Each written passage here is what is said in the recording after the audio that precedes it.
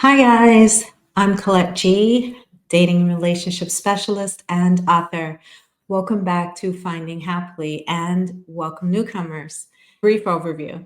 Last week, I shared a couple of videos about Gail Lewis and her situation, the cheating husband, and all that, and even her revelations and updates that she shared. And so today's video is as a result of what happened to Gail. And I wanted to share some pros and cons of the trad wife, soft wife, and the kept wife lifestyles.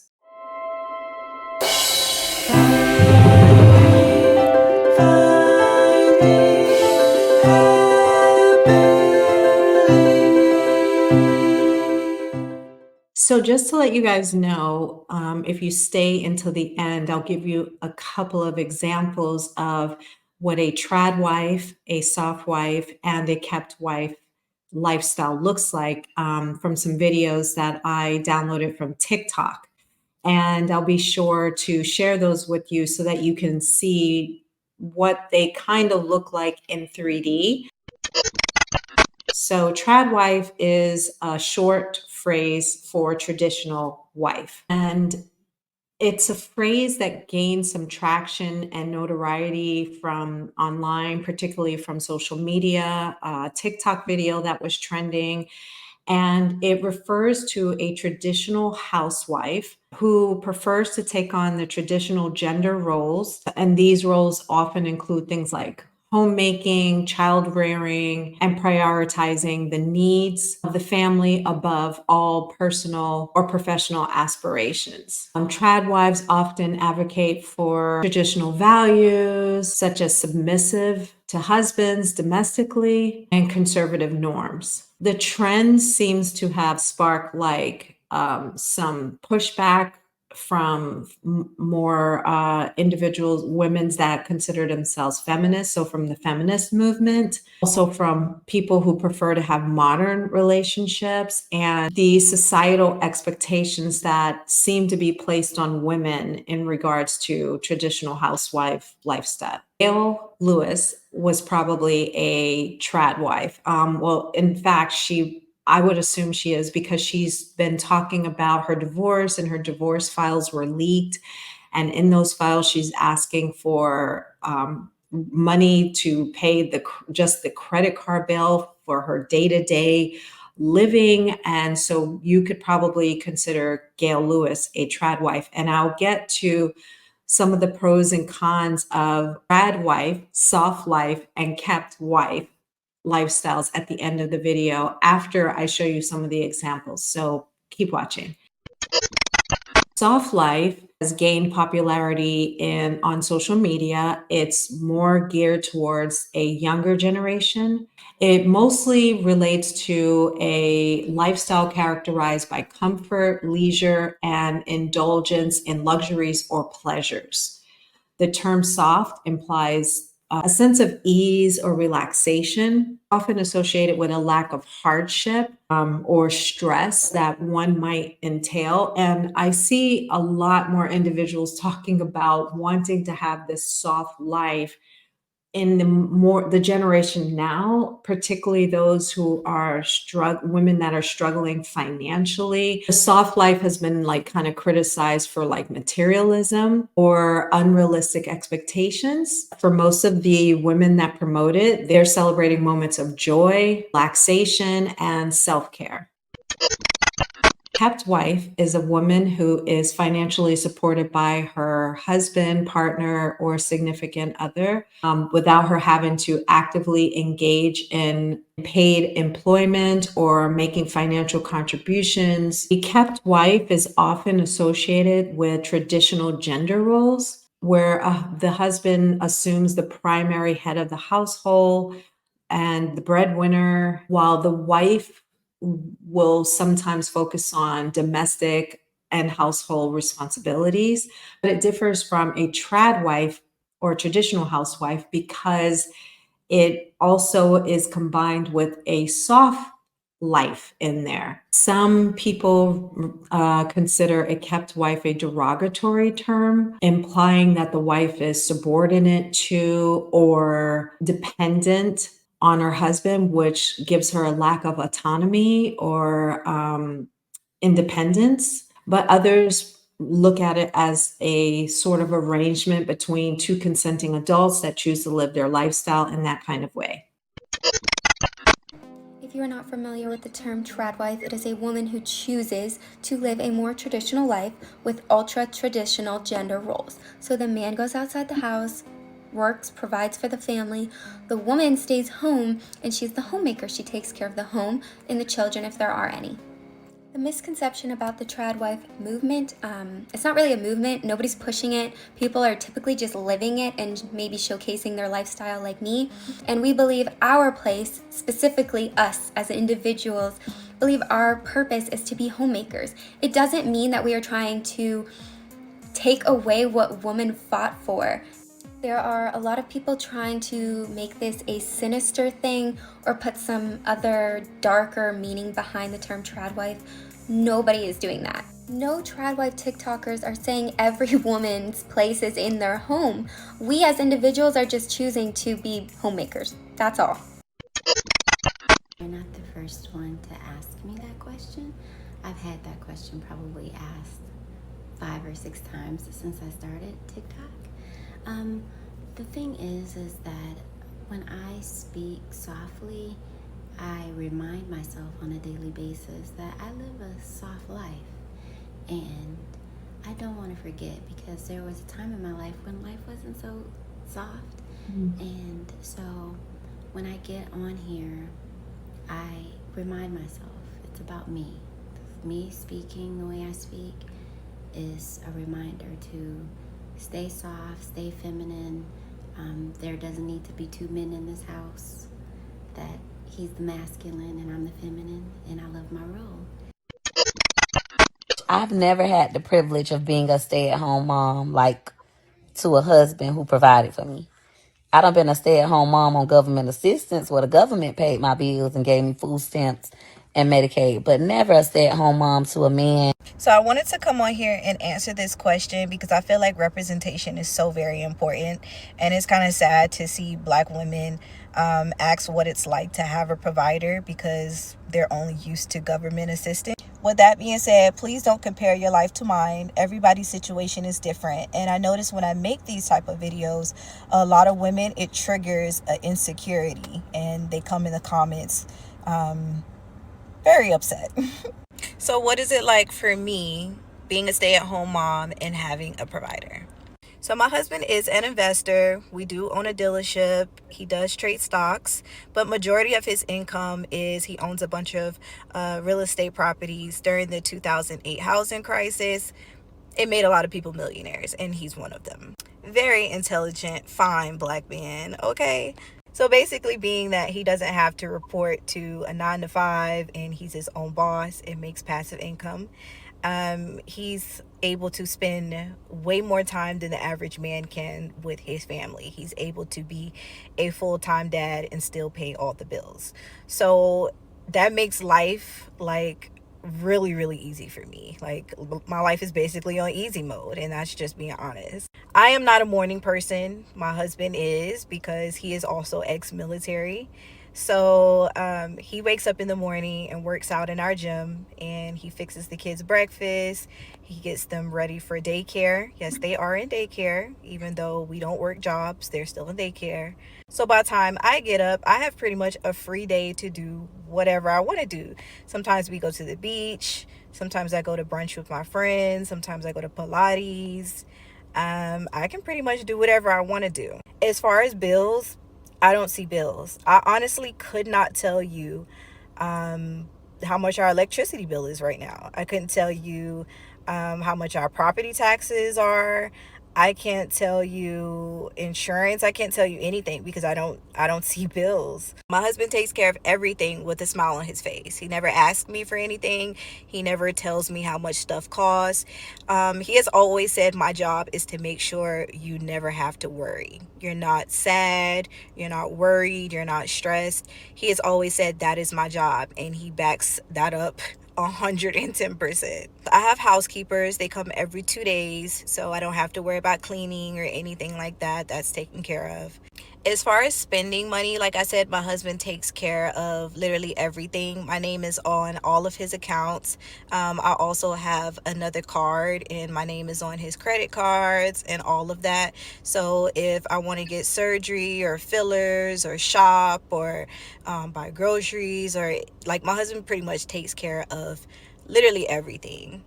Now, I do have my own private accounts, but I never have to use my own money. My money is pretty much savings and emergencies, because I was making money before I met my husband and I do have my own income. But it's pretty much just, backup, just savings. And like, if it's his birthday or Father's Day, I'll buy him like an expensive gift and use money out of my personal account. But other than that, he pretty much takes care of everything. Cash, he does give me cash. But for example, Mother's Day, I received $40,000 to go shopping or whatever, and that was in cash. My name is on all of the properties. My name is on all of his businesses.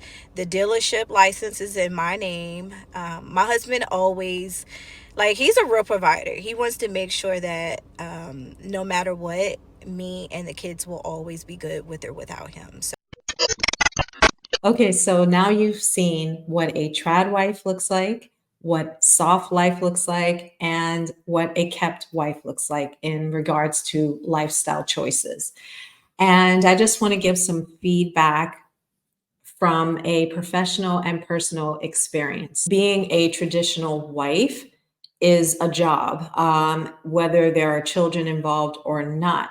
Taking care of a home is a lot of work, especially if you have a house and you have to take care, plumbing, the gardener coming, just day to day activities that has to happen in order to keep your home managed and functioning and all that other stuff. So that is a lifestyle choice. After watching tons of trad wife videos, including the feedback that I gave in a previous video about this subject, I didn't really see that many of them were promoting this, but choosing this for themselves.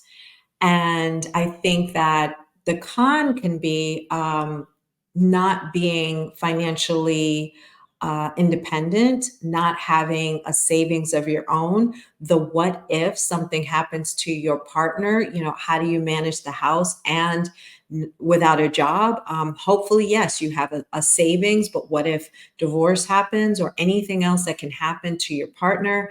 There are a lot of cons. And I do think it's important to choose the right partner. It is an agreement that you and your husband, partner are agreeing to have, and making sure that you choose someone who is not controlling or abusive, because you don't want to run into something like that.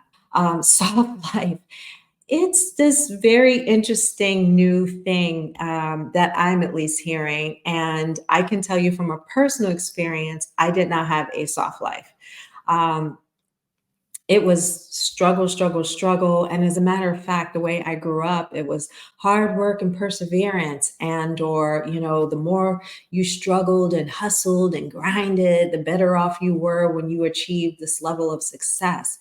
And it just weighs on you. And like I've talked about in previous videos, and I even talk about in my book, the body keeps the score. And that life, that hard life, weighs on us. And I just think, especially as Americans, and even though I'm currently abroad right now, that life is just something that a lot of us go through, especially Black women or women of color. And I'm not saying that white women don't go through hard lives, but not as often and as much as Black women or women of color do. And so, this whole approach of soft life is, I kind of feel like a fall back from the feminist movement, where women wanted to have their liberation, their autonomy, and be independent and go out there and be successful. And we had this whole movement like boss woman, boss life, and you can do it and you can do anything and all this stuff, which I think women are amazing and we can. I mean, we're the only beings that carry a being within us, give birth to that being, and feed that being, And I mean, that's just incredible all on its own. And I'm not dissing anybody or talking down to anybody that hasn't had that experience. But the fact of the matter is that we were created that way, and that can be our experience if we choose to, or if life has granted you the opportunity to be able to do that. I pray for those of you that can't have that experience. And then you add going out there and holding down a career, climbing up the corporate ladder after years and years of school, holding it down with your family, being a good wife. It's like multiple, multiple jobs. And I think that that has begun to weigh heavily on women, especially with the fear of where people see the economy is going, especially in America. I can't speak for every country because I don't know what's happening economically across the world, but I just hear that things are just really not great, probably worldwide, in regards to the economy. And that fear, and that hardship that that adds to just everybody's life makes women more likely to not want to have to go through this day-to-day struggle. And especially because there was a time where you could pull yourself up by the bootstrap, or you could expect that when you finish college to be able to afford a home and all these other things that life told us that we can have as Americans. But that's no longer the case, and I'm not really sure that's the case anywhere across the world. The wealth gap is so large now. It's just very challenging for a lot of people on a day to day. Like you heard the woman in the next video talk about her experience as having to rely on government assistance. I had to rely on government assistance in my life, and went through a lot of hardships. And her story was my story at one time, and so I understand that's real talk right there. And so the last woman being able to have this kept wife experience is, kudos to her. That isn't a lot of women's experience, I think, across the board. Yes, in more groups, there are more likely white women that will experience a kept wife lifestyle than any other group. But I mean, that is if women are choosing to get married and have children and have that whole experience. There are still a large number of women that want to have their autonomy and be successful in their own right. But like the kept wife said, she has her own money. She worked, she saved up. Her name is on all of the paperwork and the documents and things like that. So it sounds like she has a combination of the soft life with the trad wife, and she considers herself a kept wife who happened to be smart about how to make sure that she's taken care of. And she, like she said, she married a husband who makes sure that she's taken care of, and her children, so that they don't have to worry if something were to happen to him. There is so much that to uncover about trad wife, soft life, and kept wife lifestyle. But there's no judgment here, because I think at the end of the day, it's a choice whether or not a woman chooses to have that lifestyle. And my only feedback to any woman that's looking to have that lifestyle is to choose wisely, because you don't want to see yourself in a situation like Gail Lewis, where you're wondering how you're going to get money. You have to take your husband to court now. And sometimes people know how to move money, hide money, and you just wind up screwed. You can't pay for day to day things like on your credit card like you were before when you were married to this person. And some wives, like the kept wife, says she doesn't even know what a bill looks like. That's fiscally irresponsible. It's irresponsible for your husband as well. Because what if something does happen to him? You should know how to manage your home, manage the money, know what bills need to be paid, because heaven forbid something happens to your partner. What will happen to you and your family? How do you manage those things? So that, to me, is the only thing that I would highly recommend any woman that's looking to have a life like any three of these types of lifestyles. And other than that, I think it's a choice. I don't think that any woman that comes across a trad wife, a soft life, or a kept wife lifestyle should compare themselves to any of the three. I think it's a personal choice. And I don't think that any of us should be pushing this agenda out there and making women feel like, hey, if you don't have one of these three types of lifestyles, you ain't ish, because that's just a bunch of BS too. That's belief systems. And that's what those people choose to live. That's not what all people need to live in order to feel valid in their womanliness. We all go through our own personal journey and our own personal life experiences. Those are what theirs are, and you have what yours is. And that's all I have to say about that. Please do like this video, subscribe to my channel, and then tick on the notification bell if you like the content that I'm sharing and all the feedback that you're getting here. Next week, I will be sharing a very interesting topic, so be sure to stay tuned for that. But for now, I'm logging off, and I hope that wherever you guys are, that you find your happily. Bye.